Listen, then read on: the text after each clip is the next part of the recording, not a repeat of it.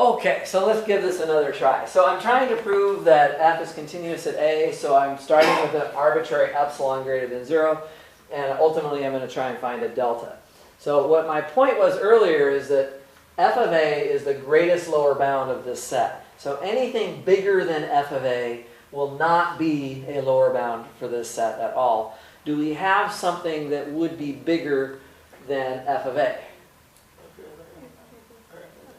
F of a plus epsilon, exactly, that's exactly right. So note that f of a plus epsilon is not a lower bound, for this set of f of x such that x is in the half open interval from a to b. Okay, exactly. So f of a plus epsilon is not a lower bound for that set. Good so far?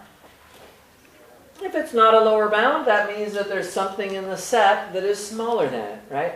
So there exists an x naught in the half open interval a, b with f of x naught less than f of a plus epsilon. So that much we would know for sure. Okay, so again, here's my number line from a to b. There's an x naught in there somewhere. And f of x naught, maybe right here.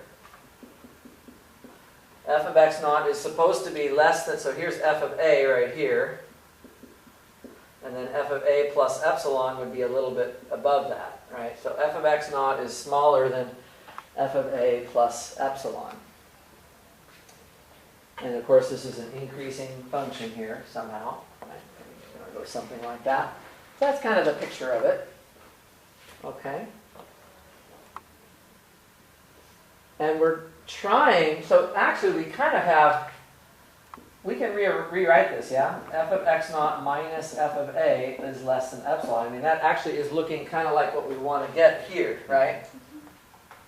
So the difference between these 2 points is already less than epsilon.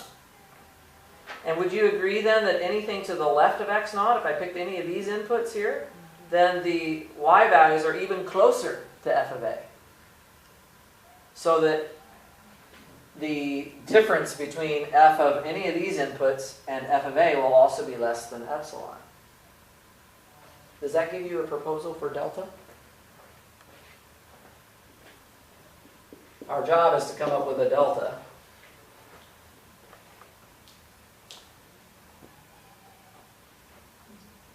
X naught minus a. Exactly. X naught minus a. That's obviously greater than 0, and basically you're going to create an interval around a of radius delta. Of course, you don't even consider the left side because that's not part of the domain. But for all of these points, right, that's those x's that are in the domain, as long as x minus a is less than that delta, this is going to be true.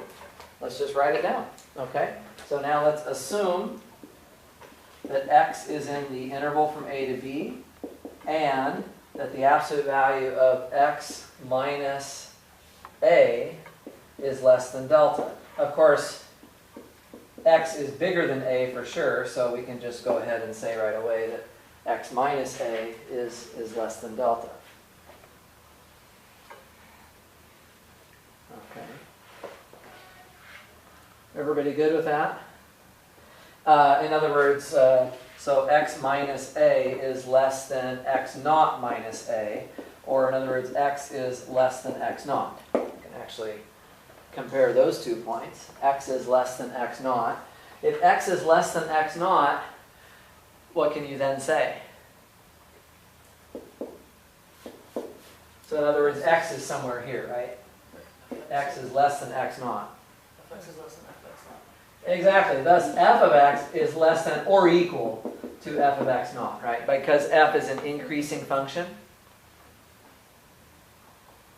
Well, then if I look at the absolute value of f of x minus f of a, right?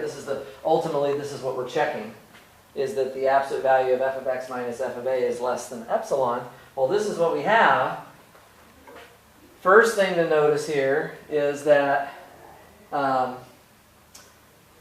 x is bigger than or equal to a, so this, we don't need the absolute value bars. Okay, and then we can replace f of x with f of x naught,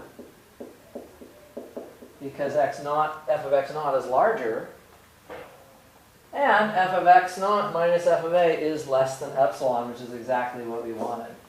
Exactly what we wanted. So that's the proof. That finishes the proof. The pictures often are helpful with something like this. So this is a nice little example. If you ever wanted to practice another one like this, here's another statement for you. Same assumptions. F is continuous at B if and only if the supremum of the set of f of x is equal to f of b. So you could always just try that one out just as a similar example to prove. Everybody feel okay about this, this problem?